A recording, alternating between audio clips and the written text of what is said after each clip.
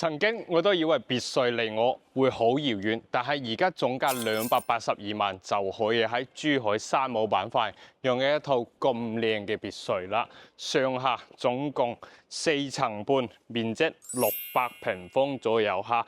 呢度後花園有40平方，前花園亦都有30平方，花園一共咧就係70到100平方左右嚇。你睇，仲贈送2個產權車位，就即買就即裝修入住噶啦。小區咧十分之安靜，但係入住率非常高嚇。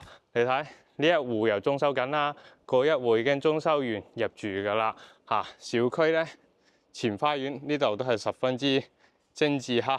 好，我哋小區仲有埋游泳池，仲有業主會所，裏邊有埋健身房噶啦。周邊嘅配套有華發商都、山姆會員店，282萬總價攞低啊！